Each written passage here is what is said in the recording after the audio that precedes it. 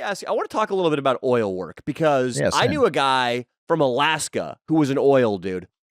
He was dating a girl who was hot as fuck, but he was white, and just by coincidence here, she had a thing for pipe hitting men. And like before and after the relationship, whenever he would go too long without texting her, or he would go out and get drunk one night, she would get revenge by fucking a guy who hit the pipe. A black man. Yeah, just a big black guy was your type, dude. Sounds like a nice girl. But I'm curious because it seems like a good gig working on an oil field. And I want to know, Uncle Lazer, what do you get paid for 2 weeks of work in an oil field? So I had a specialty job. I was a directional driller.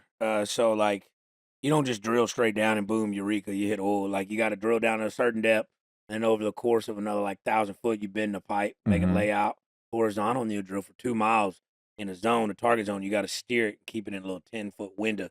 That's where the hydrocarbons are, right? Wow. So, I had a specialty job on it. But, yeah, when I quit my job 3 years ago, I was making close to about $500,000 a year. Wow. Yeah. And in Texas, that goes far, especially in rural Texas. Yeah, because what's a house like this cost? Out here, fucking 2.5 this one. I don't think 2.5. Hey, this is 100% 2.5 million. Really, yes, dude? Hey, this is a $250,000 home right here. It's $250,000 all day long. Yeah. And subtract a zero. Yeah, well. Subtract a zero. But for bitches, you got to add a zero to their weight. Well, yes. If she's over 180, she ain't a lady, but she's mine. You know what I'm saying? I get you. There's that. So yeah, we're not picky either. We love meeting a fellow guy who's not picky about who he sleeps with, because I don't like guys that are picky. You know what I mean? I don't need. Yeah, because look, I'm gonna be honest with you. You fellas seem like good dudes, and I should lose my contact. I see it. It's still in there, but did it get back? It's good. All right, I think it got back. They pop back like a slinky, that pussy. But listen, look, you got a guy in the group, right? You got your fellas, 4 or 5 of you now. There's one motherfucker never show up on time, never tips, don't ever pay for shit.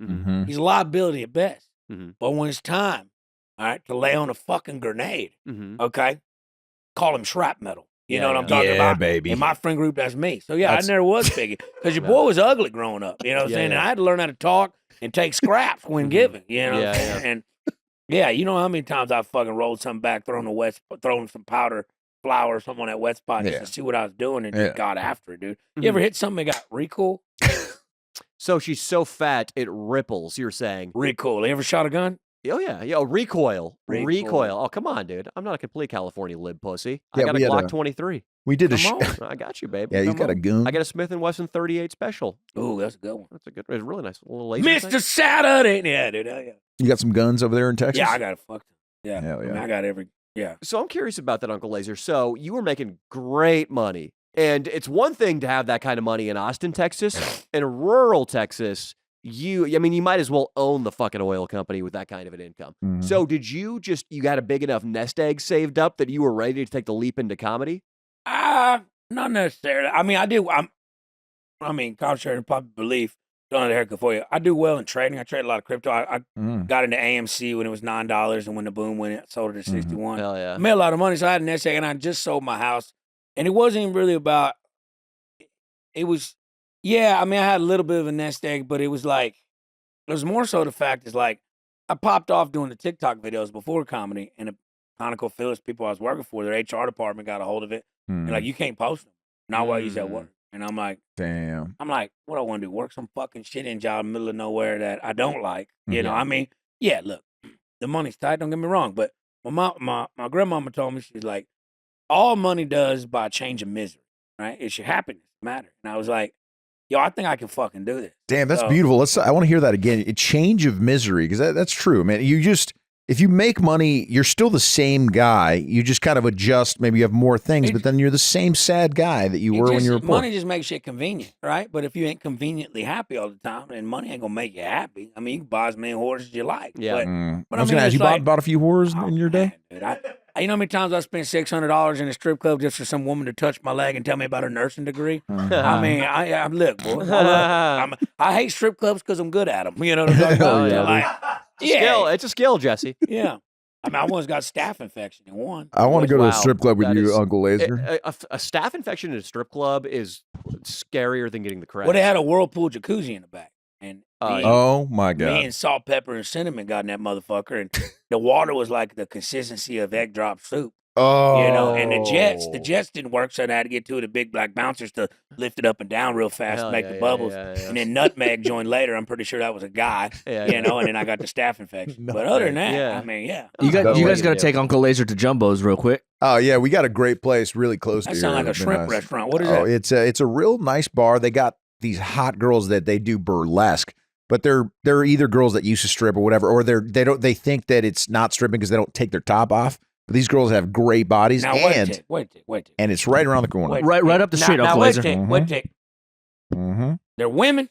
Oh yeah, it did sound like Leo. It sounded like you were trying to set him up to go to a trans bar. No. They brunch. are all. Y'all been to the trans brunch? Because the brunch. No, I have not. Let me tell you, I got drugged to one of those the other day, to a drag brunch. All right, me eating my pancakes, didn't know what we was in for. And I look up there and there's a bunch of them boys in all that makeup dancing to Lady Gaga's "I Was Born This Way." with their wiener tucked under with duct tape. I go, well, were you born this way? You know, were you? But let me tell you something about them trans. They got a lot of them out there in Austin. And I never really grew up around that, and I don't really give a fuck what you are. Just don't ask me to borrow money. You know what I'm saying? And I get up there.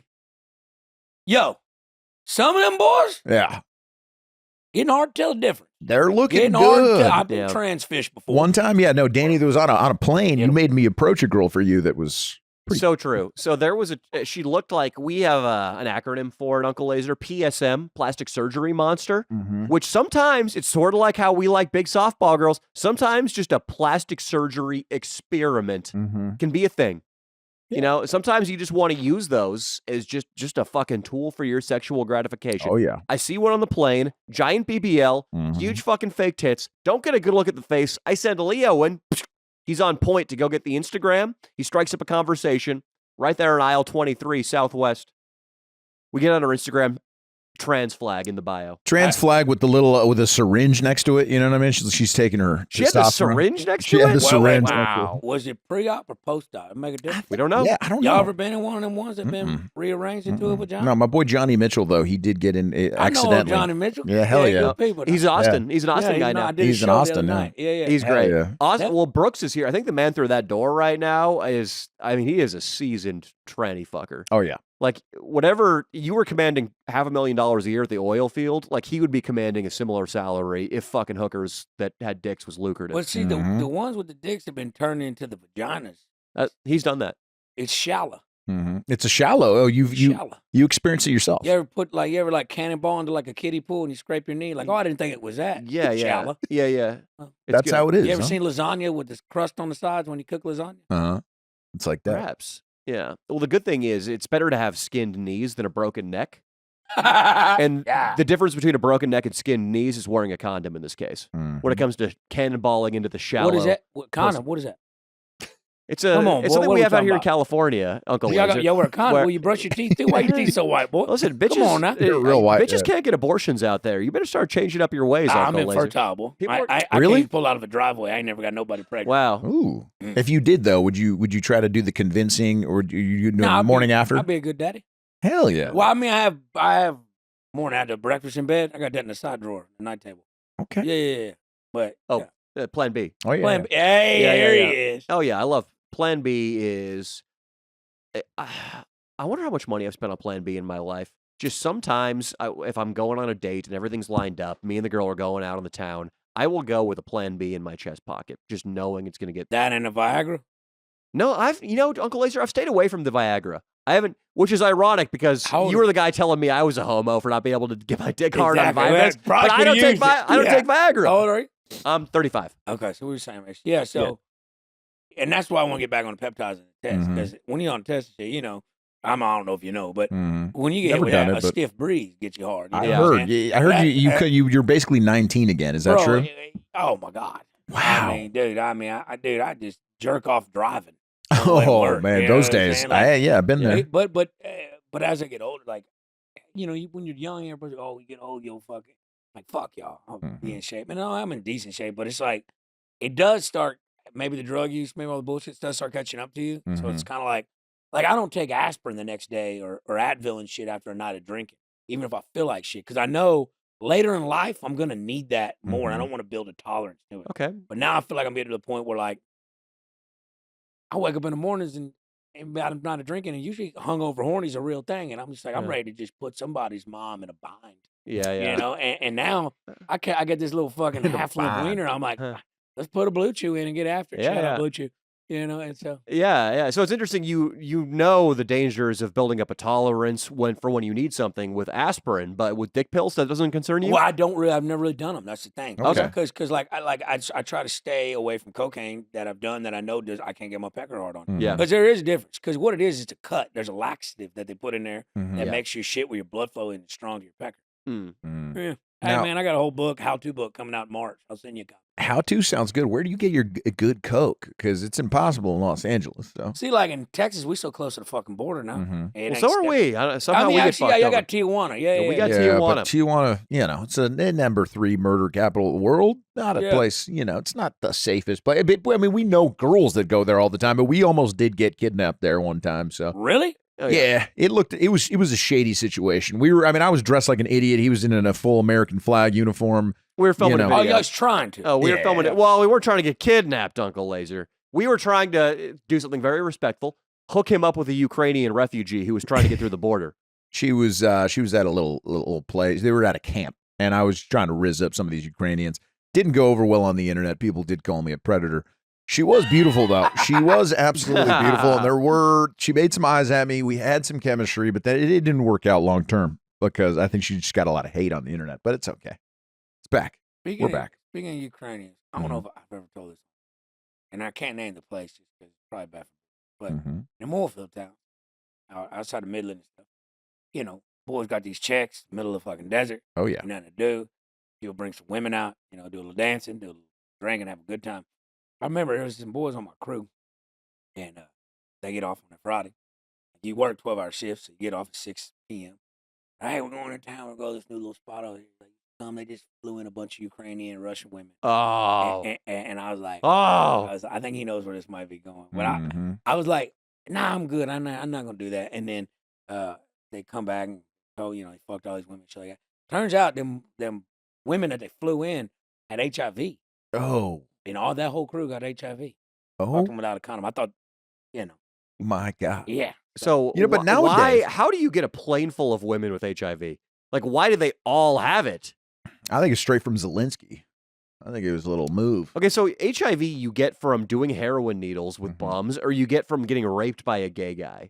Like, that's how you get HIV. It's blood, right? It's blood transfusion. It's blood. It's mostly blood. It would be also nowadays, I mean, it could be undetectable in, like it's pretty curable but nowadays. Like, it's so rare. Like, you have to be gay. They won't even test you for it if you're not gay. I know that because I've tried to get tested for HIV. I get paranoid sometimes. I was younger. I wanted to get STD tested. I was going to go hang out with this girl I was dating. They would not do it because I didn't suck dick. Or you got to be like an intravenous drug user. Right. Yeah. So how not one, but all these Ukrainian bitches had it is fucking crazy. I want to do a video in Midlands, though. I want to go to Midlands. Midland, Texas. Midland. Yeah. Midland. No, it's not plural. It's just one town. They got a shitty part, too, called Odessa. That's there, too. Odessa, Texas. Midland, Odessa. It's west. It's right in the middle of West Texas, right? Out there in that it's the West Texas Permian Basin. That's where Landman, right? Landman it's where dreams go to die. Landman, it ain't that accurate either. I mean, look, it's a little more accurate than goddamn Armageddon, where Ben Affleck's drilling a goddamn drilling well on a fucking crater. You know what I'm saying? Or an asteroid. Yeah. But there's just some save of it, America, though. Some of the shit going on, I'm just like, that's not really how that worked. But but you got to spice it up for television because the oil field's boring, man. I mean, it's dangerous. I seen a boy get cut in half with a winch line. Oh. Cut him in half, held him in his arms while he died. I seen that. Oh, but my God. like for the most part, it's relatively, there's ocean shit out there. You got what do you tell a man who's just half a torso in your arms as he passes away? I mean, they're in shock, right? So just kind of hold him and like we're just freaking out. And I'm trying not to look at it, and he's like, boy, man. I'm just. It's not like the war movie's like, you're gonna be fine, you're not gonna die. It's not like that. You're just kind of like, what the fuck is going on? That's crazy. You know what I'm talking about? So like, yeah, it's look, you can make a good living out there. How many women were on the oil field with you? Oh, the old rig nickels? Yeah. Oh, yeah. Rig nickels. Rig nickels. I love that. Why do they call them rig? I get oil rig, but why nickels? 5. Oh, God. They're all 5s, They're Leo. 5. Yeah. Rig nickels. I love that. I love that. there ain't a lot of them out there, but a lot of them are on casing crews. So like after you drill a well, they'll roll these pipes of casing down, put them in a hole, and they put cement on the backside to hold the back pressure of the hole from falling in on itself. So they'll roll casing up the fucking catwalk, put it in, put it in. I've seen one woman out there. She was running the fucking the forklift for it back and forth, and she just built like a brick shit house. And I never really fucked her, but everybody did. Hell yeah, dude.